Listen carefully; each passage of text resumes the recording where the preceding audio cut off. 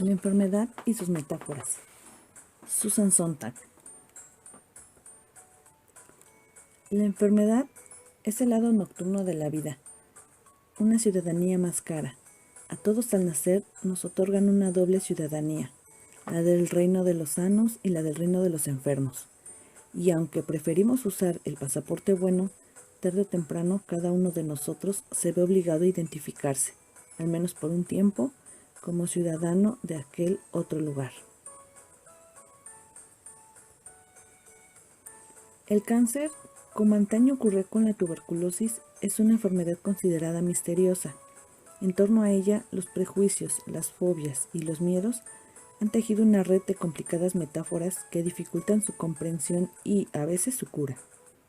Este resumen de 4 capítulos resulta imprescindible para entender esas fantasías punitivas creadas alrededor de ese mal típico de nuestra era. Capítulo 3. Hablemos de la tuberculosis. La tuberculosis se entiende como exceso de amor, pasión y frustración. La tuberculosis es una enfermedad pasiva propia de la gente que no está lo bastante pegada a la vida como sobrevivir, debido a que la vida se apega lentamente y sin excesivo dolor.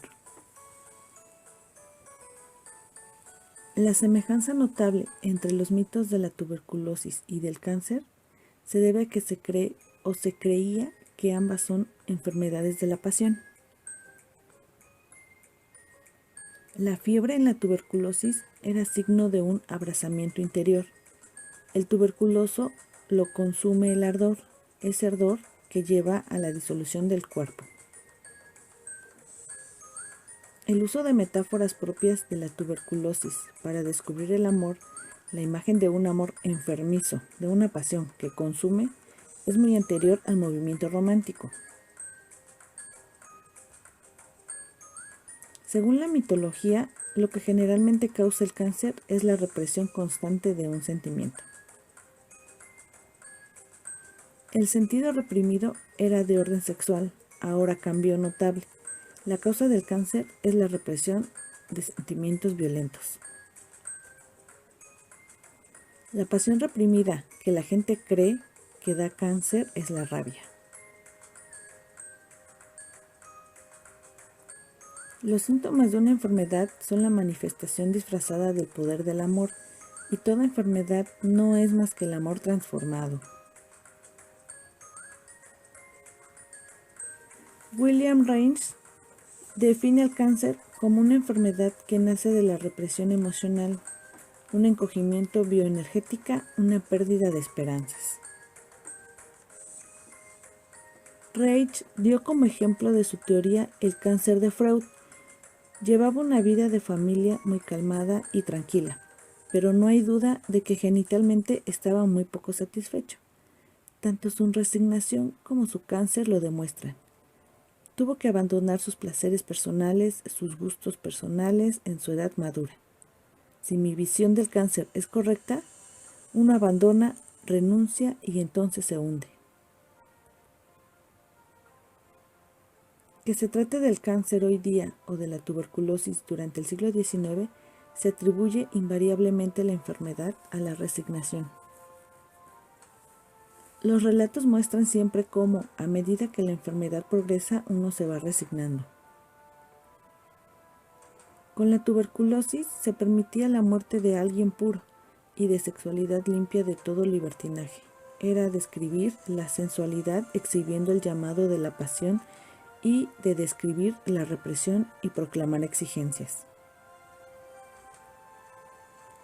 La enfermedad debía inducir a la vez un entumecimiento del espíritu y sentimientos elevados. La salud se hace banal, casi vulgar. Capítulo 4. En el siglo XVIII, la tuberculosis toma matices románticas. Es la enfermedad de alta alcurnia. Estar pálido y desangrado estaba de moda. Es la llamada agonía romántica. La imagen de la tuberculosis era una idea preconcebida, La tuberculosis era índice de gentileza, delicadeza y de sensibilidad. Era encantador tener aspecto de enfermo. La princesa Belgiojoso se paseaba por los boulevards pálida como la muerte en persona. Fue una mujer que hizo mucho por popularizar el aspecto tuberculoso. La enfermedad era un modo de volver interesante a la gente, que es la definición original de romántico. A quien moría joven de tuberculosis se le atribuía realmente una personalidad romántica.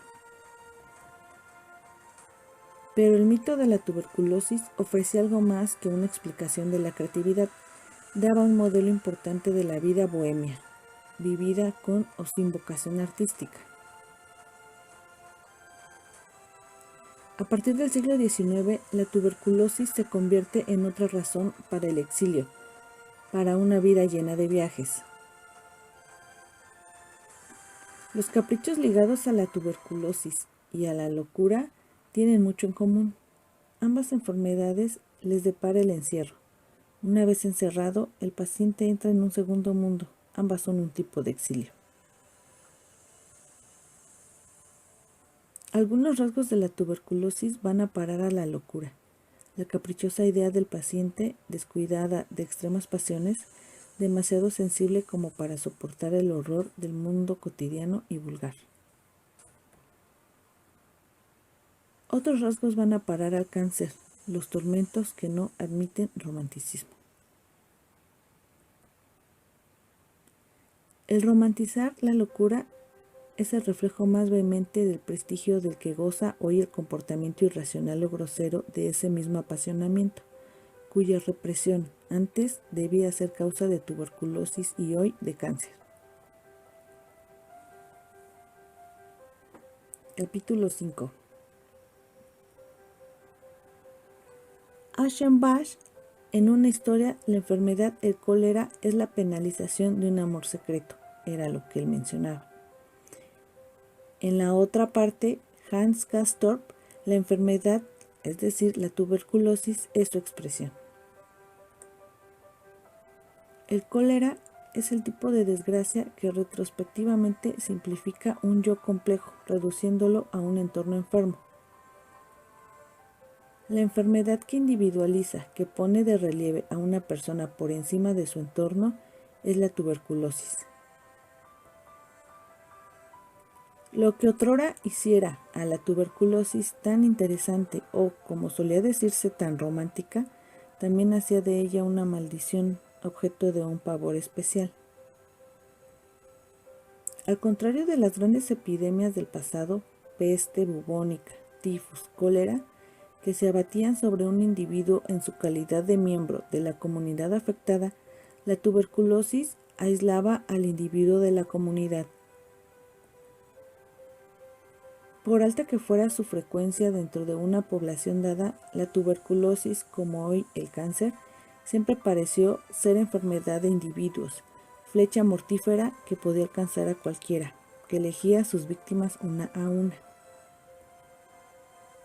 Al igual que en los casos de cólera, era común quemar ropas y otros enseres de un muerto de tuberculosis.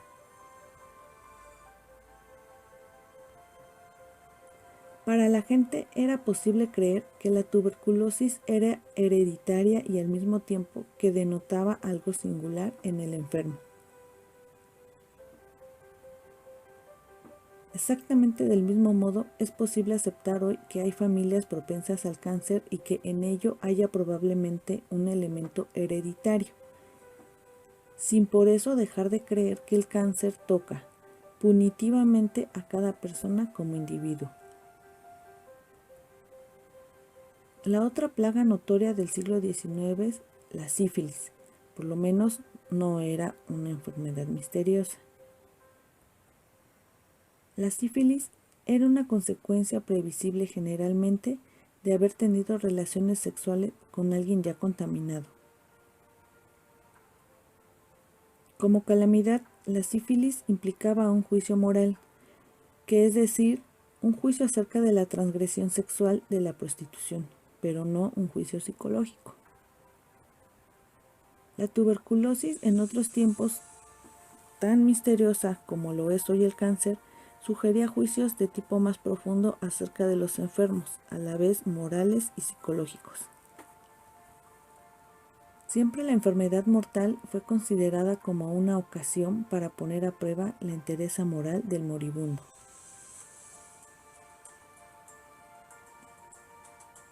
Capítulo 6. En la Ilíada y en la Odisea, la enfermedad aparece como castigo sobrenatural, como posesión demoníaca o como acción de agentes naturales. Para los griegos, la enfermedad podía ser gratuita o merecida. Con la llegada del cristianismo que, como en todo, impuso ideas más moralizadoras acerca de las enfermedades, la correspondencia entre una enfermedad y su víctima fue haciéndose más estrecha. La idea de la enfermedad castigo cedió su lugar a la de que una enfermedad podía ser un castigo particularmente apropiado y justo.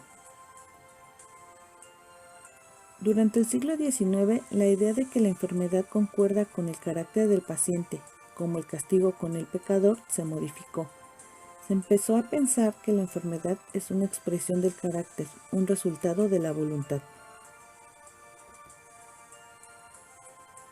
Para Schopenhauer, la voluntad se muestra como cuerpo organizado.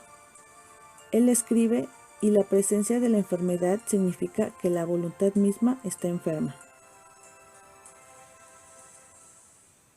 La enfermedad es la voluntad que habla por el cuerpo, un lenguaje que significa lo mental, una forma de expresión personal. El comportamiento se define en función de su capacidad de ser excesivo. Así, cuando Kant usa el cáncer como figura, lo hace como una metáfora, por lo que es desmesura de sentimientos. Las pasiones son cánceres a menudo incurables, para la razón pura objetiva. Las pasiones son infortunados humores preñados de muchos males, agrega, evocando la vieja asociación metafórica entre cáncer y preñez.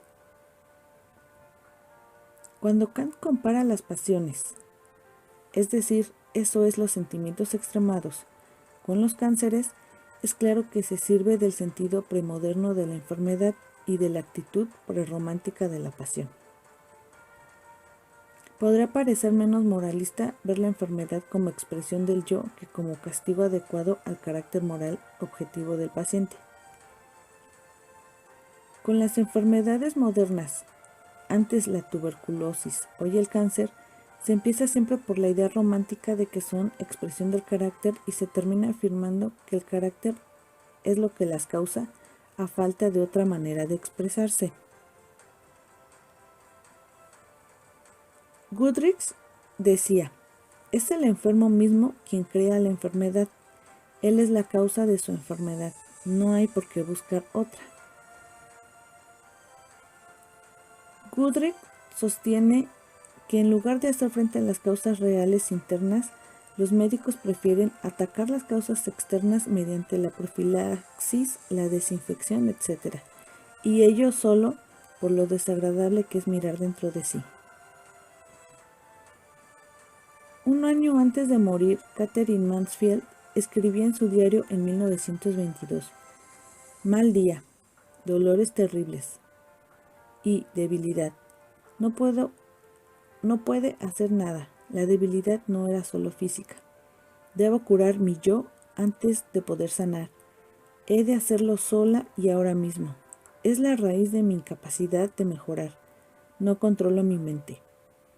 Mansfield no pensaba únicamente que era su yo que la enfermaba, sino que la única cura de su tuberculosis pulmonar, entonces ya irremediable, consistía en lograr curar ese yo. Tanto el mito de la tuberculosis como hoy el del cáncer sostienen que uno es responsable de su propia enfermedad.